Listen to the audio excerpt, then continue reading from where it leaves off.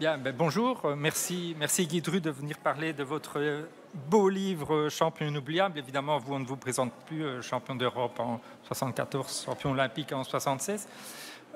Donc, vous avez ici essayé sur 4 décennies, 4 ou 5 décennies, de reprendre des grands champions français, mais aussi mondiaux. Et ma première question, c'est en couverture, vous avez mis Marie-Josée Pérec. Est-ce que c'est la beauté de la photo qui vous a l'a fait choisir, ou bien est-ce que c'est elle-même? C'est un peu tout, c'est un peu tout. Je pense que Marie-Jo est vraiment une icône, devenue une icône française. Et c'est ce que je lui ai dit récemment au téléphone. Pour moi, c'est la meilleure. C'est la meilleure de toutes des athlètes français et certainement la plus représentative. En plus, cette photo qui a été faite par Jean-Jean Stina, qui est assez exceptionnelle. Ouais. Enfin, il y a tout, quoi. Il y a la victoire, il y a l'espoir, il y a le bleu, blanc, rouge. Et ça symbolisait bien le livre que j'ai voulu faire, qui est parti sur l'émotion un peu. L'émotion qu'on ressent devant une photo, devant un événement sportif, devant une photo de cet événement sportif. Et il y a des athlètes français, des sportifs français, des sportives et des sportifs français, des sportifs et des sportifs internationaux, des Jeux Olympiques, du monde de l'Olympisme, mais pas seulement. Et de beaucoup de sports différents aussi. C'est-à-dire que toutes celles et ceux qui sont dans le photo, j'en connais pratiquement 90 à 95%.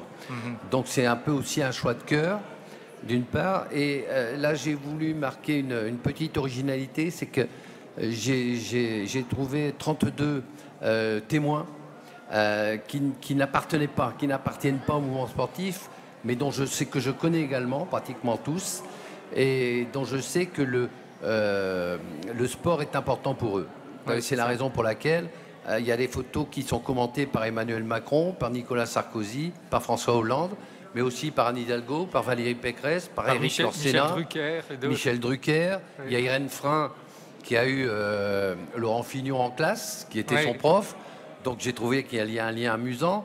Rachel Kahn, qui elle commente Marie-Jo Pérec, elle a été triple sauteuse avant d'être une essayiste et une comédiste et une philosophe de talent, etc., etc. Donc c'est un autre regard de l'événement sportif et c'est une façon aussi de transcender et de transmettre un petit peu. Mais ce qui est intéressant passion dans ces témoignages, c'est que chacun témoigne en fait de sa vie, si je peux dire, avec le sportif. C'est pas seulement une connaissance, c'est quelque chose qui est lié à son passé, à son enfance, etc. Oui, bien sûr.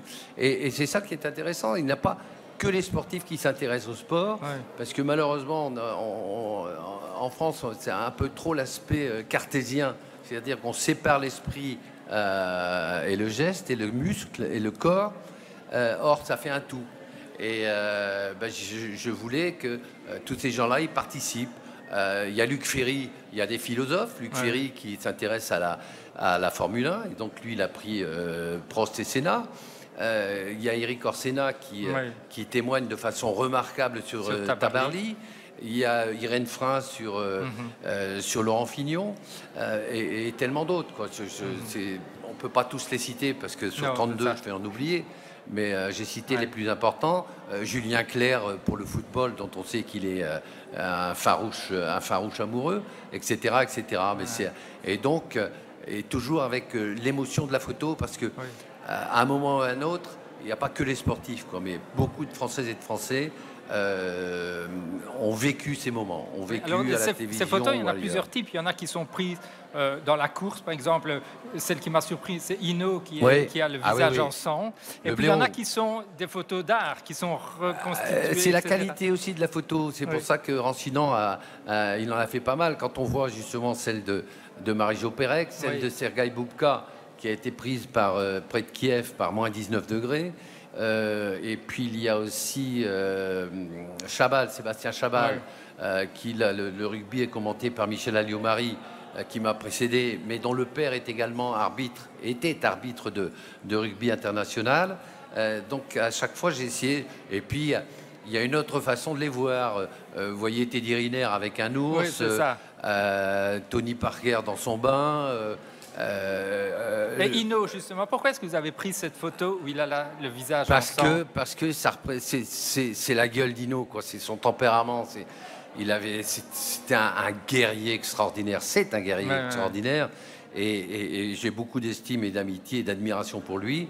Et c'est la raison pour laquelle il est parmi les grands noms du cyclisme international, avec notamment Anquetil et Eddy Merckx, par exemple.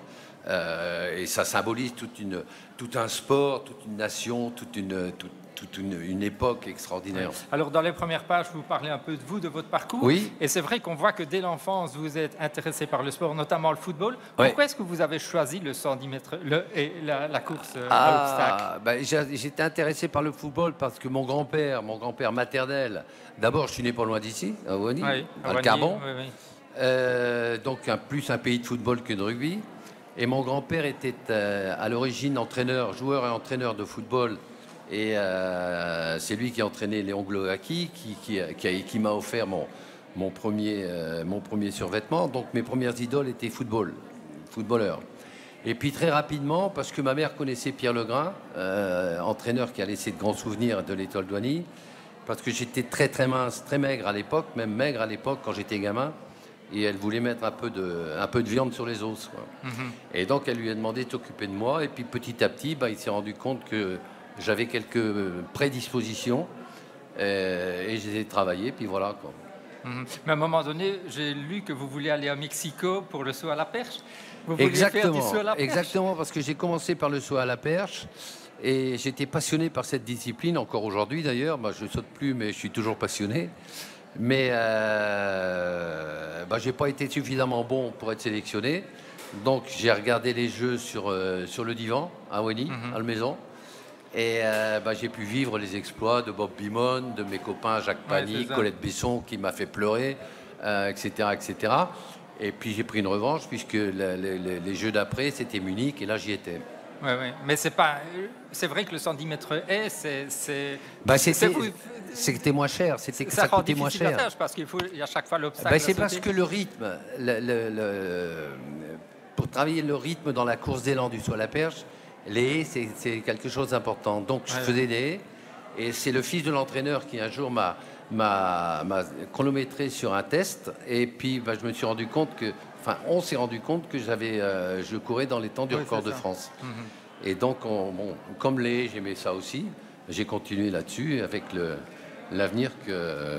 Mais vous racontez aussi, avoir. Par exemple, c'est plus loin, à Montréal, vous étiez un des favoris, et puis vous ratez. J'étais favori, mais j'étais pas dans le coup. Pour la demi-finale, j'étais vraiment pas dans le coup, et donc. Et là, vous dites que les gens ne vous regardent plus vraiment. C'est-à-dire que d'abord, c'est le regard de soi qu'on porte sur soi-même. Je me suis dit, tu vas jamais gagner, c'est pas possible, parce que je m'étais fait bananer. À ce moment-là, lâchement, j'ai cherché toutes les excuses, quoi, pour excuser un peu ma défaite, parce que j'étais persuadé à ce moment-là et pendant quelques instants de perdre. Et donc je me suis dit, tu vas tomber, tu vas faire semblant d'être blessé, tu vas faire 2 faux départs, etc., etc. Et puis j'étais un peu dans cet état d'esprit de défaitiste. Et puis en remontant vers les tribunes pour regagner un petit peu mon staff, le groupe, et des quelques athlètes qui étaient là dans les tribunes, j'ai vu dans leur regard que rien n'était fait, quoi. Et à travers eux, j'ai vu tous les gens qui étaient à Ouani, qui étaient en France, qui la famille, tout ça. Et je me suis dit, pour cela, t'as pas le droit de te dégonfler. Et c'est là où je pense que c'est là où il y a un truc qui s'est passé, et que j'avais un moral de perdant et j'ai eu un moral de gagnant. Ouais, et vous racontez même votre course et vous dites que presque à la dernière haie ou quoi, vous voyez celui qui est à droite. Ah oui, je le vois qui est à droite. Donc là, parce que c'est la vision périphérique, ça. Il était à ma gauche, donc je le sentais revenir. Même si vous êtes complètement dans votre course, vous êtes quand même... Ah, on le voit, oui, bien sûr. On le sent, on le voit. Et il était juste dans le couloir à côté. Hein. Moi, j'étais au 7, il devait être au 6 ou un truc comme ça. Et là, j'ai fait ce que j'avais travaillé depuis longtemps à l'entraînement, c'est-à-dire le cassé final, qui m'a permis de garder 30 cm d'avance. Mais comme j'avais 30 cm devant, c'était mieux que de les avoir derrière. Alors on voit que votre livre aussi, à travers ces sportifs, c'est aussi un peu une histoire des Jeux Olympiques, parce qu'il y en a beaucoup qui triomphent sur ce terrain-là. Et notamment, à Mexico, en 68, on a à la fois Bob Beamon, dont c'est extraordinaire. L'exploit va tenir pendant 22 mois. Et puis Fosbury qui révolutionne. Donc le même Jeux Olympiques On a parlé de Colette Besson, mais quand même, c'était aussi quelque chose d'important, qui était quelque chose d'important à Mexico, et que j'ai bien connu après, que je regrette beaucoup aujourd'hui. C'est une fille assez extraordinaire, une championne remarquable. Et Bob Beamon, que j'ai eu l'occasion, comme Fosbury d'ailleurs, de rencontrer et de connaître après. Beamon, 8,90 m. Le record du monde était de 8,35 m à l'époque. Donc, on a cru qu'il allait traverser le sautoir, quoi. C'était absolument quelque chose de fabuleux.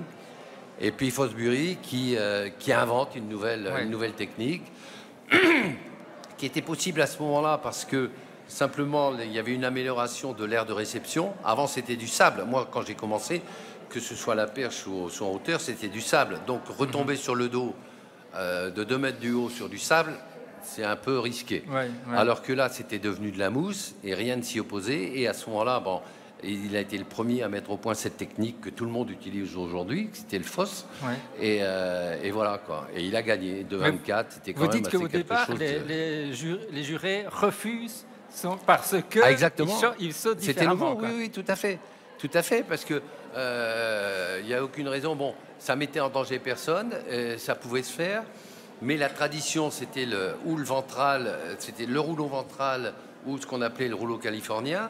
Mais pas le. Donc c'est le pied qui tombait d'abord, alors que là, bon, il partait la tête en premier. Donc certains juges étaient comment dirais-je, perturbés, et c'est remonté à la fédération internationale qui a dit non, il n'y a aucun problème. Oui, parce qu'il n'était pas signalé qu'on ne pouvait pas sauter telle ou telle manière. Il y a eu un moment un type qui s'appelait El Cantelo, un Espagnol, qui avait inventé une technique particulière de rotation pour lancer le javelot. Mais là, c'était trop dangereux parce qu'évidemment, si un javelot qui part à 100 mètres et dont on ne maîtrise pas vraiment la trajectoire, ça peut arriver dans les tribunes aussi. Donc, c'était un petit peu gênant quand même. Donc ça a été interdit. Mais sur le saut en hauteur, il n'y avait rien qui disait que.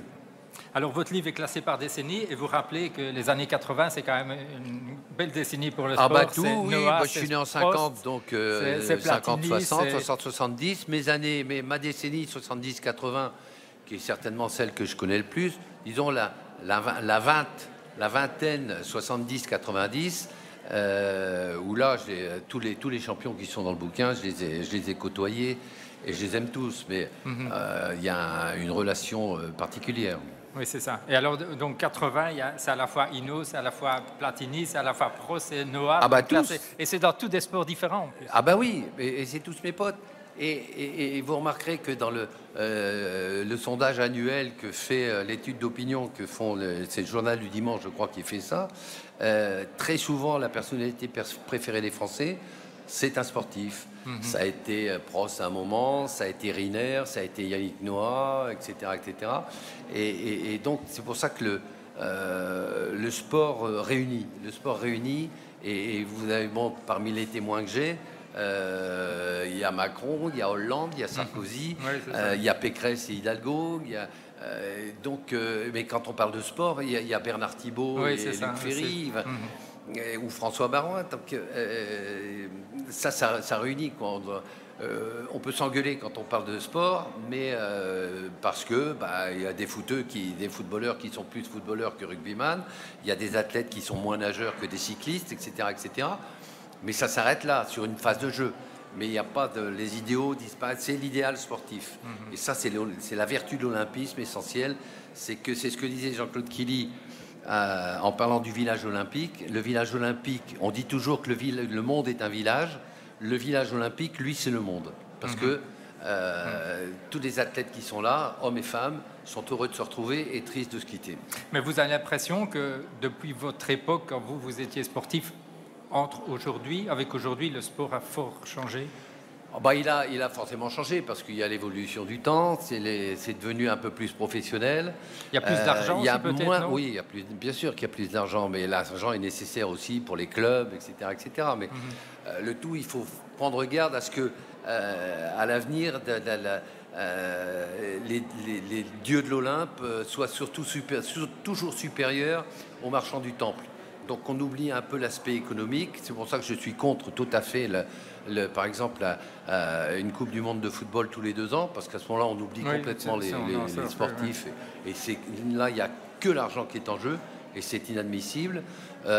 Mais il y avait peut-être, je ne veux pas parler comme un ancien combattant, mais un peu plus d'insouciance et de prise de plaisir à ce moment-là qu'aujourd'hui, c'est la seule différence. Mais à partir du moment où l'athlète, enfin le sportif, l'individu, qu'il soit homme ou femme, soit bien dans ce qu'il fait, c'est l'essentiel. S'il est satisfait de son truc, c'est bien. Et qui fait de mal à personne. Et qui partage.